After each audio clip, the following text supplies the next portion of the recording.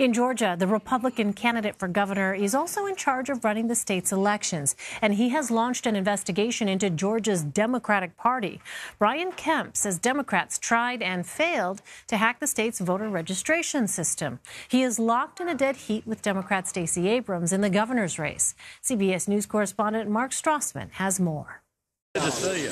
Republican Brian Kemp roiled this tightly contested race with his call for the FBI to investigate his hacking charge against the state's Democratic Party. Kemp, currently Georgia's Secretary of State who oversees elections, offered no supporting evidence and denied the charge was a last-minute campaign ploy. We're handling this like any other incident we would get dealing with potential cyber crimes. I'm not worried about how it looks. I'm doing my job. Kemp based his charge on an email sent by a private citizen to a Georgia Democratic Party official, which flagged a vulnerability in the state's election database. Georgia's Democratic Party says they were merely trying to bring attention to possible security flaws. We want y'all to vote for us because we're better. Kemp's opponent, Democrat Stacey Abrams, says the hacking allegation is proof Kemp can't do his job, calling the allegation a witch hunt. Instead of addressing the flaw and taking responsibility, he decided to go to a desperate place and blame Democrats for simply alerting cybersecurity experts to his failure. The hacking charge is the latest twist in a bitter campaign, as Abrams looks to become America's first black female governor. She has accused Kemp of suppressing Georgia's vote, especially in minority communities. Trying to shut down our right to vote. How can anyone trust someone like Brian Kemp? Kemp has called those allegations a farce. A Trump loyalist, he has consistently painted Abrams as an extreme liberal. Over the weekend, he tweeted this photo of armed Black Panthers supporting her. Mark Strassmann joins me now from Atlanta with more. Well, Mark, the investigation was launched 2 days before the election. How much of an impact can it have in such a short time? I mean, Elaine, I think from an investigative standpoint, not much, if any, at all. It's not as though the investigation is likely to be settled in the next 24 hours, and if it were, I doubt the results would be released on Election Day. From a motivational standpoint, it's a little hard to tell.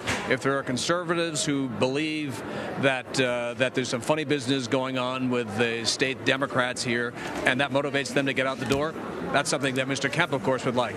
At the same time, if there are people who are really suspicious that these allegations are a little too last minute with way too little proof to back them up, and that this is some sort of a last-minute election ploy by Kemp, then, of course, Stacey Abrams would be happy if it motivated her supporters who might not have got out the door to get out the door and vote. Well, as you mentioned, Abrams has accused Kemp of voter suppression in the past. What does she point to? She sees a long history of this, from a purging of inactive voters from the polls, more than 1 million of those voters since 2012. She also believes that there's a system in Georgia called Perfect Match, where your voter registration, how you registered on the rolls, has to be an exact match with your government-issued ID that you present at the polls. If something as small as a hyphen is missing, they can put you into a provisional category, and that, she believes, targets unfairly minority communities. And Elaine, there was a federal judge last Friday who essentially agreed that, with one group at least, that these requirements were too stringent. They were burdensome, and he told Kemp essentially that his office had to change, that they had to lighten up, and they had to present an easier path to voting for people who were affected. Well, Georgia hit a new all-time record for early voting in a midterm election. What led to that? Yeah, there are a couple of million people have already voted here in Georgia, and I think there's a couple things going on. I mean, one is, let's face it, there's early voter turnout has been high across the country because this election in Georgia, as many elections, have an undertone, in some cases an overtone, that is a referendum on the Trump administration and its first 2 years. That is going to motivate some people, and in particular here in Georgia, this governor's race. I mean, it has been unpleasant, somewhere between unpleasant and nasty. People people are dug in.